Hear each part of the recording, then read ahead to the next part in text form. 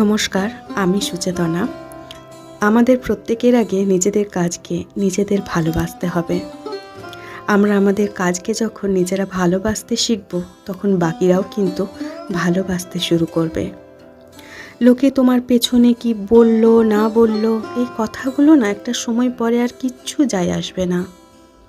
মনে রাখবে, যারা তোমার সামনে এসে বলার সাহস রাখতে পারে না, তারাই কিন্তু তোমার পেছনে কথা বলে।